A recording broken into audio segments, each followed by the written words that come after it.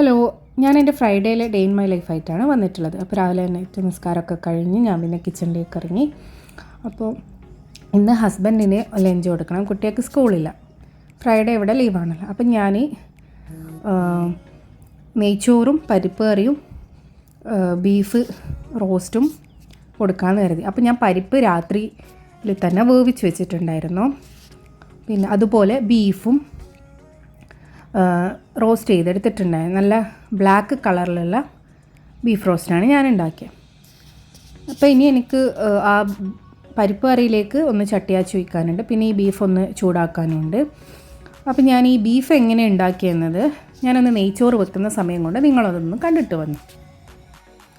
അപ്പം നമ്മുടെ ബ്ലാക്ക് കളറിലുള്ള ബീഫ് റോസ്റ്റ് ഉണ്ടാക്കാൻ വേണ്ടി ഞാനിവിടെ ഒരു 1/4 കിലോ ബീഫ് എടുത്തിട്ടുണ്ട്. പിന്നെ കുറച്ച് ചെറിയുള്ളിയും 2 പച്ചമുളകും ഒരു ചെറിയ കഷ്ണം ഇഞ്ചിയും കുറച്ച് വെളുത്തുള്ളി എടുത്തിട്ടുണ്ട്. അത് നല്ലപോലെ ഒന്ന് ചതച്ചെടുത്തിട്ടുണ്ട്. ഇനി നമുക്ക് ഇതിലേക്ക് വേണം പൊടികൾ എന്തൊക്കെയാണെന്ന് നോക്കാം.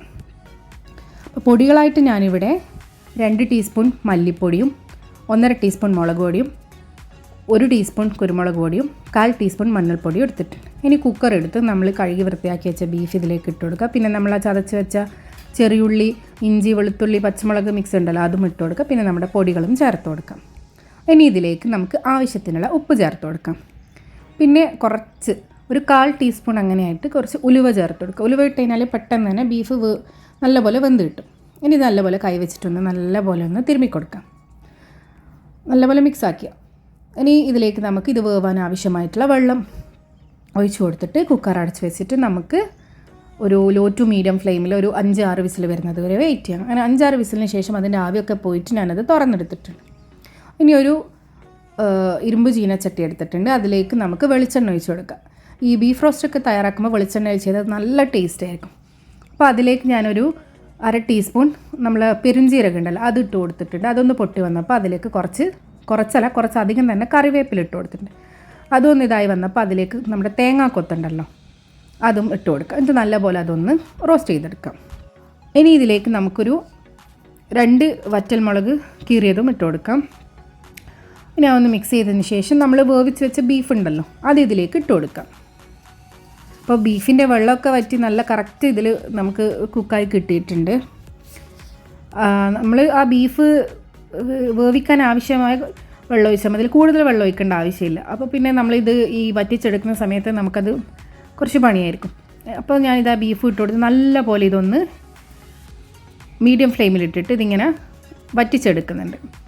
നമുക്കൊന്ന് ഡ്രൈ ആക്കി എടുക്കണം. അപ്പോൾ അടച്ച് വെച്ചിട്ട് ഇതിങ്ങനെ വറ്റിച്ചെടുക്കുന്നുണ്ട്. ഇടയ്ക്കിടെ അത് തുറന്നിട്ട് ഇളക്കി കൊടുക്കുന്നുണ്ട്. ഇനി ഇതിലേക്ക് കുറച്ചും കൂടി സ്പൈസിയും കുറച്ച് ആ ഒരു ബ്ലാക്ക് കളറിനും വേണ്ടിയിട്ട് ഞാൻ 1 ടീസ്പൂണ് കുരുമുളക് പൊടിയും കൂടി ഇട്ട് കൊടുക്കുന്നുണ്ട്. കുരുമുളക് ഒക്കെ നിങ്ങളുടെ എരിവിന് ആവശ്യത്തിന് നമുക്ക് കൂട്ടിയും കുറച്ചൊക്കെ എടുത്ത് കൊടുക്കാം. അപ്പോൾ ഇതാ എൻ്റെ ആ ഒരു ബീഫൊക്കെ നല്ലപോലെ ഡ്രൈ ആയി വരുന്നുണ്ട്. നമുക്കിതൊരു ബ്ലാക്ക് കളറാക്കി എടുക്കണം. അപ്പോൾ ഇതാ ബ്ലാക്ക് കളറായി എടുത്തിട്ടുണ്ട്. അങ്ങനെ ഫ്ലെയിം ഓഫ് ചെയ്തിട്ടുണ്ട്. ഇതിൻ്റെ ഇടയിൽ എൻ്റെ നെയ്ച്ചോറും റെഡി ആയിട്ടുണ്ട്. ഇനി ഞാൻ കരുതി വേഗം തന്നെ ഹസ്ബൻഡിൻ്റെ ലഞ്ച് പാക്ക് ചെയ്യാം. അപ്പോൾ നല്ല ചൂടുള്ള നെയ്ച്ചോറ് ലഞ്ചിലേക്ക് ഇട്ട് കൊടുത്തിട്ടുണ്ട്. പിന്നെ നമ്മുടെ ഇന്നത്തെ താരമായ ബ്ലാക്ക് കളറിലുള്ള ബീഫ് റോസ്റ്റ്. അപ്പോൾ ഇത് കാണുമ്പോൾ എനിക്ക് ശരിക്കും നമ്മൾ പുറത്തുനിന്നൊക്കെ വാങ്ങുന്ന അതേ ഒരു രീതിയിലുള്ള നല്ല കളറായി കിട്ടിയിട്ടുണ്ട്. പിന്നെ ഇതിൻ്റെ കൂടെ സൈഡായിട്ട് നമുക്ക് കുറച്ച് മാങ്ങാച്ചാറും പിന്നെ നമ്മുടെ പരിപ്പ് കറിയും വെച്ച് കൊടുത്തിട്ട് ലഞ്ച് പാക്ക് ചെയ്തെടുക്കാം. ശരിക്കും പറഞ്ഞാൽ ഈ ബീഫ് തലേന്ന് ഉണ്ടാക്കി പിറ്റേന്ന് എടുക്കുമ്പോഴാണ് നല്ല ബ്ലാക്ക് കളറായിട്ട് കിട്ടുന്നത്. അങ്ങനെ ലഞ്ച് പാക്കിംഗ് ഒക്കെ കഴിഞ്ഞു. പിന്നെ എനിക്ക് കുറച്ച് പാത്രങ്ങളൊക്കെ നല്ലപോലെ കഴുകിയെടുക്കാനുണ്ടായിരുന്നു. അതെല്ലാം ഞാൻ പെട്ടെന്ന് തന്നെ കഴുകിയെടുക്കട്ടെ. എനിക്ക് ഈ നെയ്ച്ചോറിൻ്റെ കൂടെ പരിപ്പ് കറി, ചിക്കൻ ഫ്രൈ അതൊക്കെ ഭയങ്കര ഇഷ്ടമാണ്. അപ്പോൾ ഞങ്ങളധികം ചിക്കൻ ഫ്രൈ ആണ് ഉണ്ടാക്കുക. അപ്പോൾ ഇന്ന് ഞാൻ കരുതി ബീഫ് ഫ്രൈ ആക്കിയിട്ട് ആ ഒരു ബ്ലാക്ക് കളറിലുള്ള ഫ്രൈ ആക്കിയിട്ട് കൊടുക്കുക. അങ്ങനെയാണ് അതിലാക്കി. അപ്പോൾ ഇന്ന് ബ്രേക്ക്ഫാസ്റ്റ് ആയിട്ട് സിമ്പിളായിട്ട് മുസ്ലിയാണ്. അപ്പോൾ ഹസ്ബൻഡ് അതൊക്കെ കുടിച്ചു ഓഫീസിലേക്ക് പോയി. പിന്നെ ഞാൻ വേഗം തന്നെ ഇന്ന് ഫ്രൈഡേ ആയതുകൊണ്ട് തന്നെ എനിക്ക് കുറച്ച് ക്ലീനിങ്ങിൻ്റെ പണിയുണ്ട്. അപ്പോൾ ഞാൻ വേഗം തന്നെ കുട്ടികളുടെ ബെഡിൻ്റെതും ഒക്കെ ബെഡ്ഷീറ്റ് മാറ്റാൻ നിന്നു.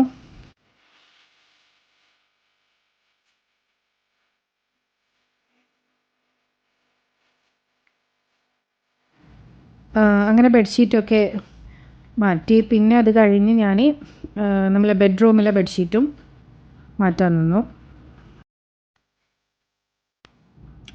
ചെറുതിലൊക്കെ എനിക്ക് ഭയങ്കര ഇഷ്ടമായിരുന്നു ഈ ബെഡ്ഷീറ്റൊക്കെ മാറ്റിപ്പിരിക്കാൻ. ഇപ്പോൾ ഇത് ചെയ്ത് അത് നമ്മളെ ഡ്യൂട്ടീൻ്റെ ഭാഗമായപ്പോൾ അത്ര വലിയ ഇഷ്ടമല്ല. പക്ഷേ നമുക്ക് എന്തായാലും നമ്മൾ ചെയ്യേണ്ട ഡ്യൂട്ടി ചെയ്തല്ലേ പറ്റും. അങ്ങനെ ഇതാ ബെഡ്റൂമിലെ ബെഡ്ഷീറ്റൊക്കെ ചേഞ്ച് ആക്കിയിട്ടുണ്ട്. പിന്നെ അതൊക്കെ കഴിഞ്ഞ് എനിക്ക് കുറച്ച് തുണികൾ അലക്കാനുണ്ടായിരുന്നു. അപ്പോൾ വാഷിംഗ് മെഷീനിൽ തുണികളൊക്കെ ഇട്ട് വേഗം അലക്കാനുള്ളതും അവിടെ സെറ്റാക്കുന്നുണ്ട്.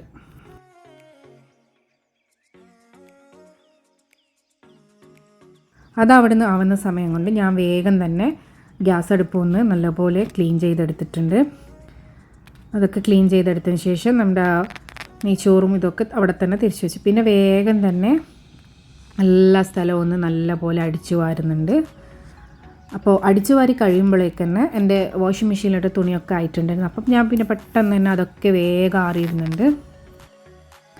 എനിക്ക് പണ്ട് നമ്മൾ അലക്കുകല്ലിൽ അലക്കൽ അതൊക്കെ ഭയങ്കര ഇഷ്ടം. അലക്കാനും മറ്റേ കിണറ്റിൽ നിന്ന് വെള്ളം വലിച്ചിട്ട് ഒലമ്പാനൊക്കെ ഭയങ്കര ഇഷ്ടമാണ്.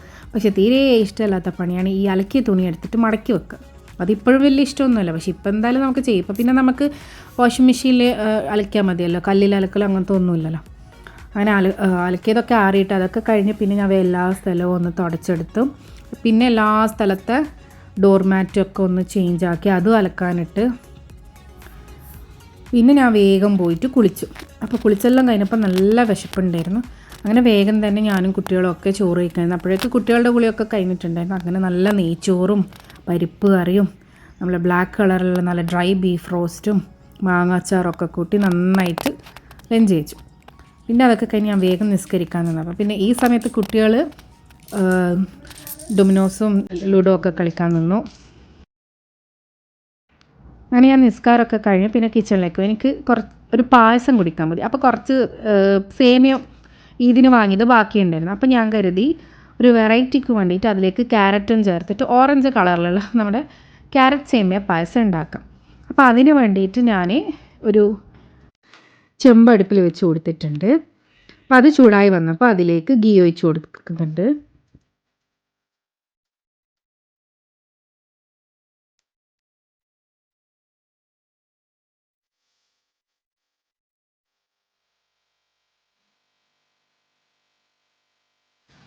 അപ്പോൾ അതിലേക്ക് ഞാൻ കുറച്ച് കാഷ്യൂ നട്ട് ഇട്ട് കൊടുക്കുന്നുണ്ട്. അതൊന്ന് നല്ലപോലെ ഒന്ന് വറുത്തെടുക്കണം.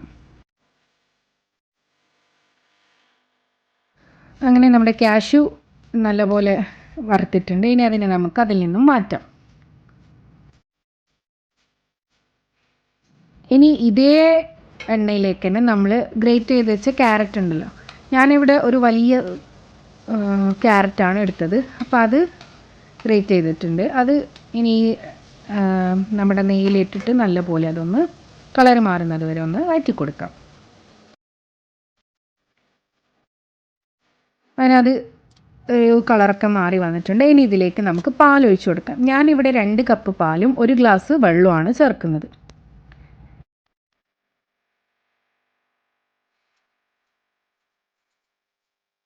ഇനി അതൊന്ന് നല്ലപോലെ നമുക്ക് ഇളക്കി കൊടുക്കാം. അപ്പോൾ നമ്മുടെ ആ ഒരു പാല് ക്യാരറ്റ് മിക്സ് കാണുമ്പം തന്നെ മനസ്സിലാകും നല്ല ഒരു ഓറഞ്ച് കളറായിട്ടില്ലേ. അപ്പോൾ ഇനി ഇത് നമുക്ക് അടച്ച് വെച്ചിട്ടൊന്ന് പാല് കുറച്ചൊന്ന് തിളക്കുന്നത് വരെ വെയിറ്റ് ചെയ്യാം. അപ്പോൾ ഇതാ പാല് ചെറുതായിട്ട് തിളച്ച് വരുന്നുണ്ട്. ഈ സമയം നമുക്ക് നമ്മുടെ സേമിയ എടുത്ത് വെച്ചതുണ്ടല്ലോ അത് ഇട്ട് കൊടുക്കണം.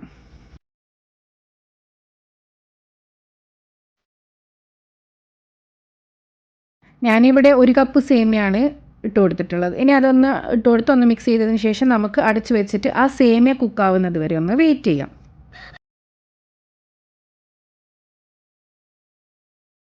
അങ്ങനെ ഇത് സേമിയൊക്കെ ഒരു മീഡിയം ഇതിൽ കുക്കായി വന്നിട്ടുണ്ട്. ഇനി നമുക്കിതിലേക്ക് ഒരു 3/4 കപ്പ് പഞ്ചസാര ചേർത്ത് കൊടുക്കാം. നിങ്ങളുടെ കയ്യിൽ മിൽക്ക് മെയ്ഡ് ഉണ്ടെങ്കിൽ അത് ഒഴിച്ചു കൊടുക്കാം. ഞാനതില്ലാത്തതുകൊണ്ട് പഞ്ചസാര മാത്രമാണ് ചേർത്ത് കൊടുത്തുള്ളത്. അപ്പോൾ പഞ്ചസാരയും ചേർത്ത് നല്ലപോലെ മിക്സ് ചെയ്തിട്ട് അതൊന്ന് നല്ലപോലെ തിളപ്പിച്ചെടുക്കാം. ഇനി ഇതിലേക്ക് 1 ടീസ്പൂൺ നമ്മുടെ ഏലക്ക പൊടിച്ചതുണ്ടല്ലോ അത് ഇട്ട് കൊടുത്തിട്ട് നല്ലപോലെ മിക്സ് ചെയ്യാം. അപ്പോൾ ഈ തിളക്കുന്ന സമയത്ത് തന്നെ നമ്മുടെ സേമിയ നല്ലപോലെ കുക്കായിട്ടുണ്ട്. അപ്പോൾ ഇനി നമ്മൾ നേരത്തെ വറുത്ത് വെച്ച അണ്ടിപ്പരിപ്പുണ്ടല്ലോ അത് ഇതിലേക്ക് ഇട്ട് കൊടുത്തിട്ട് നമുക്കിതൊന്ന് അടച്ചു വെക്കാം.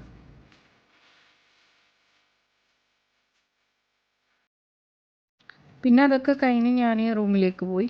അപ്പോൾ ഇപ്പോൾ ഇട്ടിട്ടുള്ള ചുരിദാർ ഏതാണെന്ന് നിങ്ങൾക്ക് മനസ്സിലായി. ഞാൻ മുൻപൊരു വീഡിയോയിൽ ഇത് സ്റ്റിച്ച് ചെയ്തത് കാണിച്ചിട്ടുണ്ടായിരുന്നു. അതായിരുന്നു. പിന്നെ അതൊക്കെ കഴിഞ്ഞ് ഈവനിങ് ഞാൻ അസർ നിസ്കാരമൊക്കെ കഴിഞ്ഞിട്ടാണ് പിന്നെ കിച്ചണിൽ വന്നത്. അപ്പോഴേക്കും നമ്മുടെ പായസമൊക്കെ ഒരു കറക്റ്റ് ഇതായിട്ട് നല്ല കുറുകി വന്നിട്ടുണ്ട്. പിന്നെ നമുക്കിതൊരു ബൗളിലേക്ക് ഒഴിച്ചിട്ട് നമുക്ക് കുടിക്കാം. അപ്പോൾ ഞാനും മക്കളും ഇത് ബൗളിലാക്കിയിട്ട് കുടിക്കാൻ വേണ്ടി നിന്നു. ഇത് ശരിക്കും പറഞ്ഞാൽ നല്ല ടേസ്റ്റ് ഉണ്ടായിരുന്നു. കാണാനും നല്ല അടിപൊളി കളറും എന്നാൽ നല്ല ടേസ്റ്റി ആയിട്ടുള്ള ഒരു അടിപൊളി പായസം തന്നെയാണിത്. അപ്പോൾ ഇങ്ങനെ ഒന്ന് സേമിയ പായസം ട്രൈ ചെയ്തിട്ടില്ല എങ്കിൽ എല്ലാവരും ഇതുപോലെ ഒന്ന് ട്രൈ ചെയ്ത് നോക്കുക. അപ്പോൾ എൻ്റെ ഇന്നത്തെ വീഡിയോയിൽ കാണിച്ച ബ്ലാക്ക് ബീഫ് റോസ്റ്റിൻ്റെ റെസിപ്പിയും ഈ സേമിയ പായസത്തിൻ്റെ റെസിപ്പിയും എല്ലാവർക്കും ഇഷ്ടമായെന്ന് കരുതുന്നു. എല്ലാവരും ഒന്ന് ട്രൈ ചെയ്തിട്ട് നിങ്ങളുടെ വിലയേറിയ അഭിപ്രായം എനിക്ക് കമൻറ്റ് ബോക്സിലൂടെ അറിയിക്കുക. ആദ്യമായിട്ടാണ് എൻ്റെ ഈ ചാനൽ കാണുന്നതെങ്കിൽ പ്ലീസ് ഒന്ന് സബ്സ്ക്രൈബ് ചെയ്ത് സപ്പോർട്ട് ചെയ്യണേ. ഫ്രണ്ട്സിനും റിലേറ്റീവ്സിനും ഒക്കെ ഷെയർ ചെയ്യുക. പുതിയ വീഡിയോസുമായി വീണ്ടും കാണാം. Thank you for watching.